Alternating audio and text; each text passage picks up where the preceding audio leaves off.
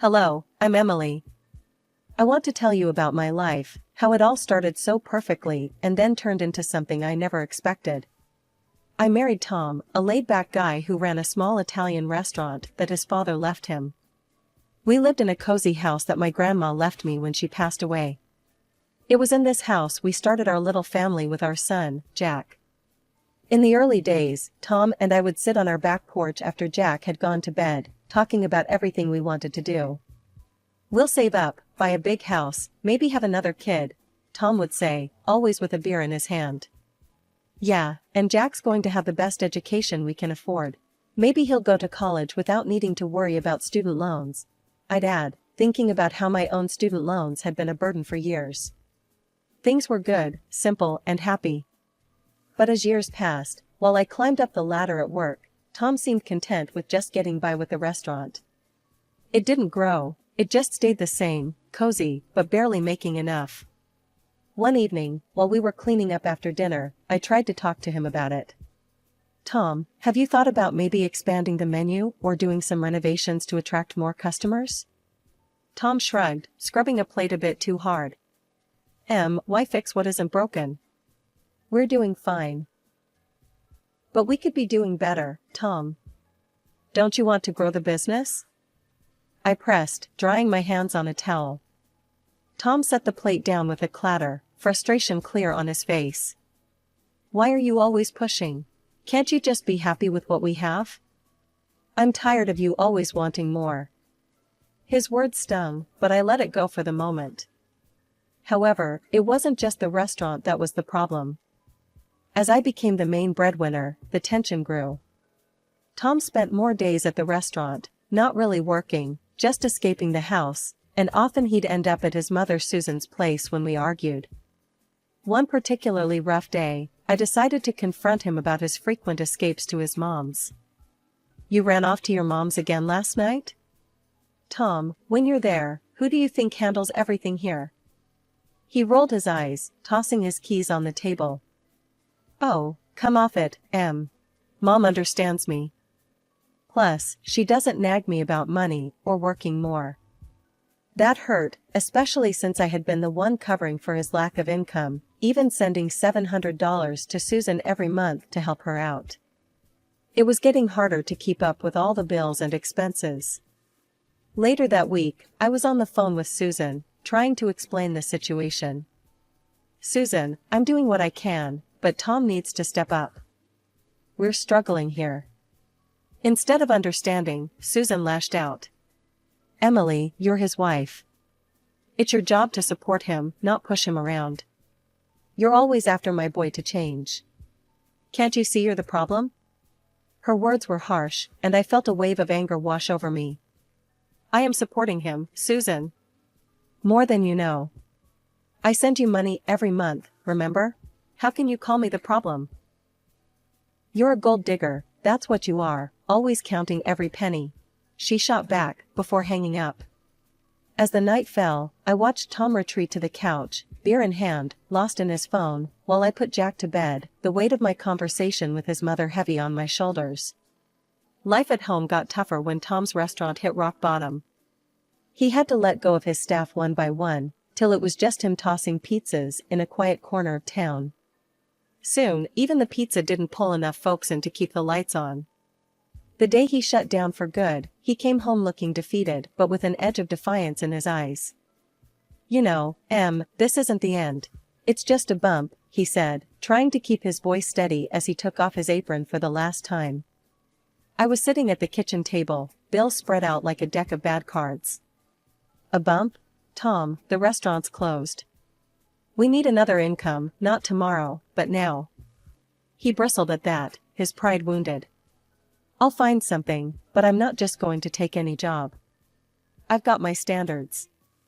I was a business owner, And what does that mean now, Tom? We need real money, not standards," I shot back, frustration boiling over. He just shook his head, muttering about not being any desk jockey at some company. "I have a degree, Emily. I'm looking for a chief's position, nothing less." I couldn't believe his audacity.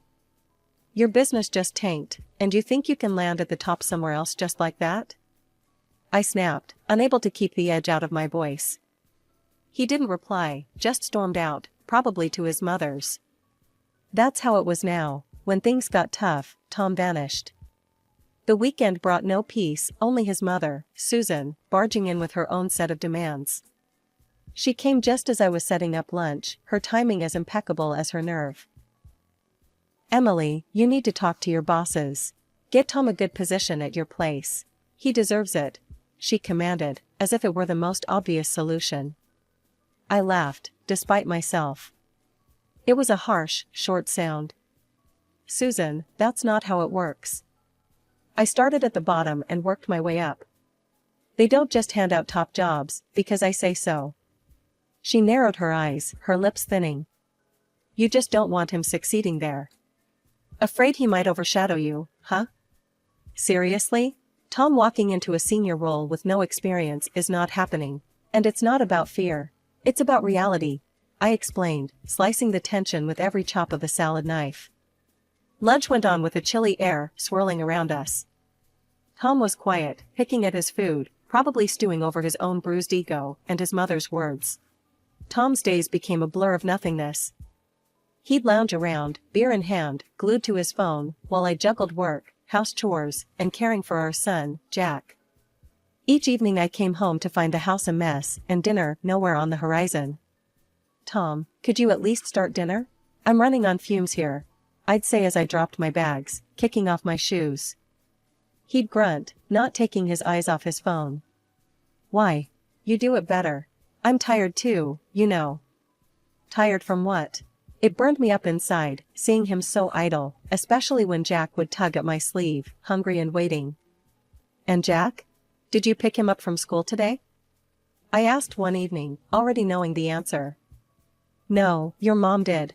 Forgot to tell you, he mumbled, barely audible over the TV.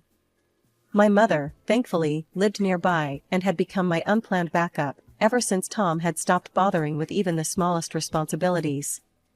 Tom, he's your son too. He needs you. I tried to keep my voice even, but it was hard. This would usually be the point where he'd get up and leave, the door slamming behind him a punctuation to our daily script. And true to form, he'd disappear, off to who knows where, leaving me to handle everything. One day, the routine took a darker turn. I had started noticing money missing from my purse. At first, it was a few dollars here and there, but then whole bills began to vanish. One evening, after double-checking my cash, I confronted him. Tom, have you been taking money from my purse? He looked away, then back at me. Needed some cash for beer. Beer? Really, Tom? You're taking cash like a thief now? How dare you call me a thief? I'm your husband, he shot back, voice rising. Before we could go any further, Susan barged in, her timing impeccable as always. She must have caught the tail end of our argument, because her face was thunderous as she laid into me. Emily, all you care about is money. Can't you see the man is struggling? You should be supporting him, not accusing him.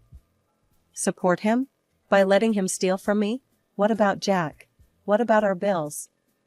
My voice was rising too, the stress of the last few months boiling over. Tom had slumped back on the couch, tuning out the women in his life arguing over him, his gaze fixed on some invisible point on the floor. The argument spun out, leaving a cold silence in its wake. Susan left in a huff, and Tom just sat there, saying nothing, doing nothing. Jack fell ill just as the last light of summer faded. His fever spiked one evening, and no amount of soothing or cool cloths seemed to help. I sat by his bed, thermometer in hand, my heart sinking with each beat that confirmed the fever wasn't breaking. Tom was no help, as usual, sprawled on the couch, lost in the glow of his phone. Tom, can you at least check if we have any more fever reducer in the medicine cabinet? I called out, trying to keep my voice steady. He grunted something unintelligible and slowly hoisted himself up, but I knew I'd be faster.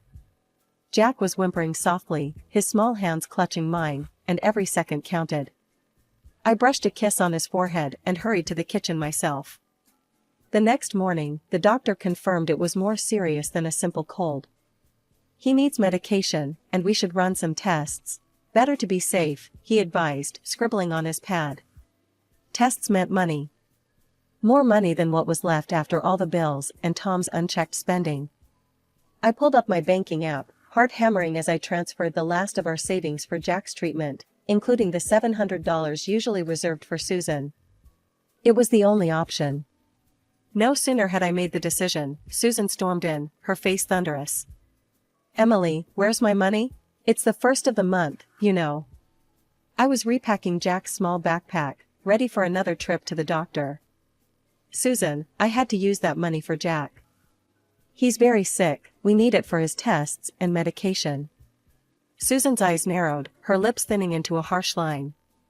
You expect me to believe you don't have money elsewhere? That was my money, Emily. I need it. I stepped back, holding up my hands, the protective mother in me rising fast. Jack comes first. He's a child, he's sick, and he needs his mother to take care of him. I'm not going to apologize for that. Well, I should have known you'd pull something like this. Keeping money from me for that boy. Susan spat the words out like they were poison. That stung, and my temper flared. That boy? Susan, that's your grandson. How can you be so cold? I don't need lessons from you, Emily. If you don't pay me by tomorrow, you'll regret it, she hissed, her face twisted in anger. The threat hung in the air, heavy and dark. But seeing Jack, so small and frail in the other room, gave me the strength I needed. Get out, Susan. Now. I won't have you threatening me in my own house, not today, not ever. Susan looked like she might say more, but the look in my eyes must have told her all she needed to know. She stormed out, slamming the door behind her, leaving a silence that rang in my ears. Tom dressed in silence and followed her out. I returned to Jack's side, my hands trembling as I smoothed back his hair. He looked up at me, his eyes trusting and filled with a pain that broke my heart. It's okay, baby. Mommy's here, I whispered, kissing his forehead, my decision cemented in my heart. The days blurred into a haze of hospital visits and restless nights. Tom's absence in the household was almost a silent relief, no arguments, no disdainful looks. But then, a week of uneasy quiet was shattered. I noticed it first on a mundane Thursday afternoon. Checking my bank app for the balance, my stomach dropped. Several large withdrawals had wiped out nearly everything we had left. Panic tightening in my chest, I scrolled through the transaction history, my heart racing, every withdrawal a stab of betrayal. Calling Tom was useless, he didn't pick up, hadn't picked up for days. With a heavy hand, I blocked the card, cutting off his plundering. It was only then, amidst the swirling chaos of my life, that I realized how deep Tom's selfishness ran. But nothing could have prepared me for what came next. Exactly 1 week after he vanished, Tom returned, not alone, but with Susan swaggering by his side. They found me in the living room, floor littered with Jack's toys and medical receipts. Emily, we have news, Tom announced, an unfamiliar smirk playing on his lips. I won the lottery. $10 million. And before you ask, no, you won't see a dime of it. I'm filing for divorce. The room spun. You what? Tom, you can't be serious. What about Jack? His mother laughed, a sound that sent shivers down my spine. Oh, Emily, always playing the saint. You've underestimated my son all these years. Now he's rich, and you're nothing. He'll find someone better, younger. Tom nodded, picking up a duffel bag by the door. Yeah, I'm moving out. To live with Mom. You'll manage on your own, won't you? You were so good at it. Susan put her arm around him, leading him to the door. Let's leave the gold digger to her mess. We have better places to be. As the door slammed shut, the finality of the situation crashed down on me. Betrayal, abandonment, theft, Tom had left me with nothing but challenges and heartache. But as the initial shock waned, a fiery resolve began to build within me. They thought they could crush me, leave me broken and destitute? No, I wouldn't let this stand. I called my lawyer, my voice firm. Tom used our money to buy that ticket. I want to contest the winnings. My lawyer was cautious, but supportive. It's going to be a tough fight, Emily, but we'll give it everything we've got. As I hung up, the weight of the journey ahead settled on my shoulders. But there was a strength in me that had been forged in the fires of this betrayal. For myself, for Jack, I would fight. And this time, I wasn't just fighting for survival, I was fighting for justice.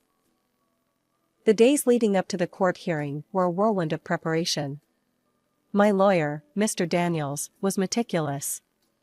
We gathered every piece of evidence, bank statements, financial records, everything that showed the flow of money from my account to sustain our household while Tom contributed nothing. Emily, it's a solid case. The fact that he used your bank card to buy the lottery ticket is our ace, Mr. Daniels reassured me as we sat in his office surrounded by piles of paperwork. As the court date approached, tension simmered just below the surface of my daily routine. Then, 2 days before we were due in court, Tom and Susan showed up unannounced. I was in the kitchen, Jack playing at my feet, when I heard the familiar slam of the car door. They burst through the door, faces red with anger. "You're actually going through with this, Emily? You're suing your own husband?" Tom roared, his voice filling the small space. Susan was quick to chime in, her words sharp and venomous. "Greedy, that's what you are. Trying to take what doesn't belong to you." I stood my ground, feeling Jack press against my leg, seeking comfort. "It's not just Tom's money. He bought the ticket with our funds that I provided because he couldn't. You just can't stand to see me happy, can you? Always need to be in control, Emily." Tom's face was twisted in a sneer. "It's not about control, Tom. It's about what's fair. You walked out, remember? You and your mother laughed at me, said I'd be left with nothing." My voice was steady, fueled by the flicker of anger that had been ignited by their accusations. The shouting match could have escalated, but I wasn't about to let that happen in front of Jack. "You need to leave. Now. We'll settle this in court," I said firmly. Their departure was loud and messy, but the house felt cleaner even after they left. I hugged Jack close, whispering assurances that everything would be all right. In the courtroom, the air was thick with tension. Tom sat across from us, his lawyer whispering in his ear, while Susan glared daggers in my direction. When Mr. Daniels presented the bank statements and financial records, I felt a small victory each time Tom's lawyer faltered in response. The judge listened intently, his gaze often lingering on Tom as the evidence of his financial dependency on me was laid bare. The purchase of the lottery ticket with funds from a joint account, effectively making it a marital asset, is central to this case, Mr. Daniels argued convincingly. Tom tried to argue his case, his voice booming in the quiet of the courtroom. "I was the one who bought the ticket. It was my decision, my luck. But not your money, Mr. Thompson. And luck, unfortunately for you, does not override the law," the judge replied, his tone indicating his impatience with Tom's interruptions. After hours of back and forth, the judge delivered the verdict. Considering the evidence presented, it is clear that Mr. Thompson was financially dependent on Mrs. Thompson during the period of the ticket purchase. The ticket, therefore, is considered a marital asset.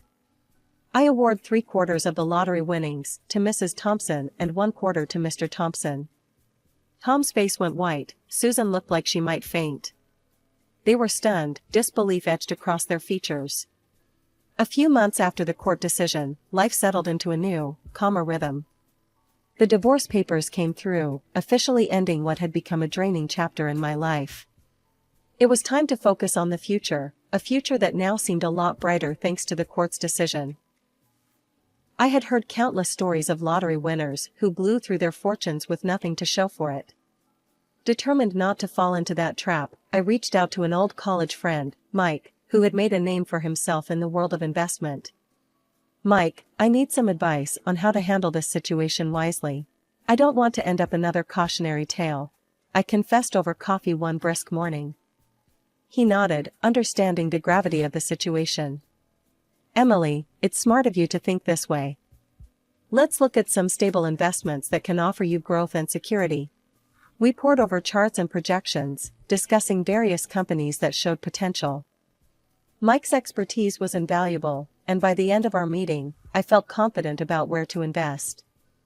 I think a mix of tech and renewable energy stocks would be a solid choice for part of the funds. And putting a chunk into a savings account for Jack's education sounds perfect, Mike suggested, marking some options on his tablet. Meanwhile, Tom and Susan's handling of their share was the talk of the town. Tom had splurged on a flashy new sports car and was often seen driving around, showing off to anyone who'd pay attention. Susan adorned herself with expensive jewelry and clothes, reveling in her newfound status. One afternoon, while picking up Jack from school, I bumped into an acquaintance who couldn't wait to share the latest gossip. "Emily, have you seen Tom's new car? It's worth a fortune. And Susan, she's living it up like there's no tomorrow," she said, her eyes wide with excitement. I just shook my head, a small smile playing on my lips. "Yeah, I heard. But that's their choice. I'm just focusing on what's best for Jack and me." At home, I updated my financial plans, checking in with Mike regularly. Each decision, each investment, was a step towards a stable and secure life. I was determined to give Jack every opportunity one possibly could, without the shadow of past mistakes looming over us.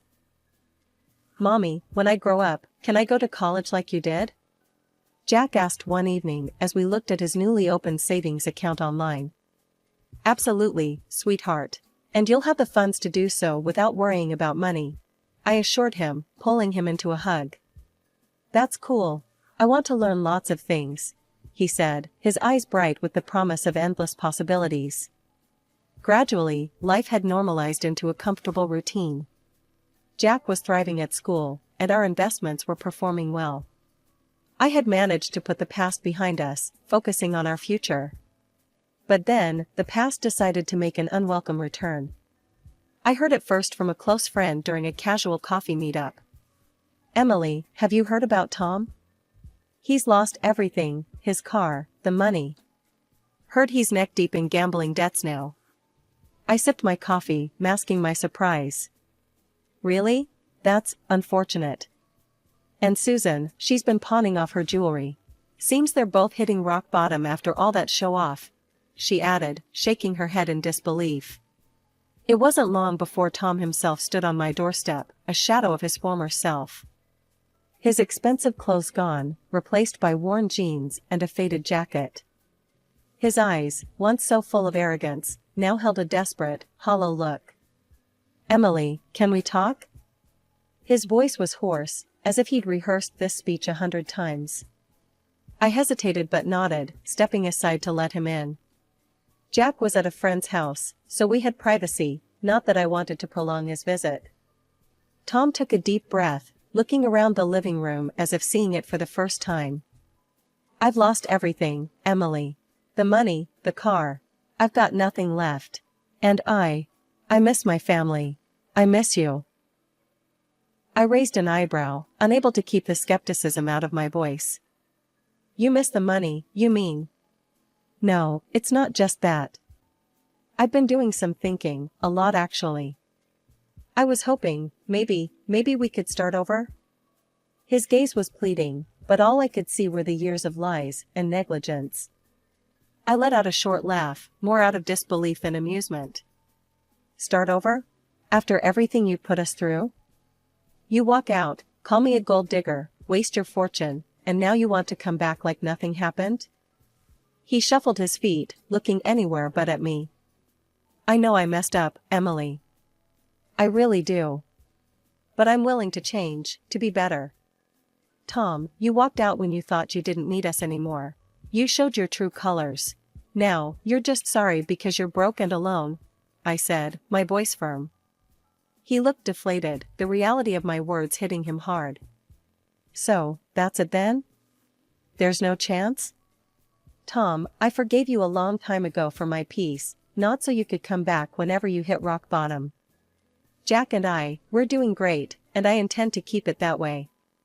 With a heavy sigh, he turned and left, his shoulders slumped in defeat. I watched him go, feeling a chapter firmly closing behind him. As I picked up Jack later that day, his laughter filling the car, I knew beyond a doubt that no amount of lottery fortune could ever compare to the wealth we had in each other. Our journey hadn't been easy, but it was ours, and it was filled with real, priceless love.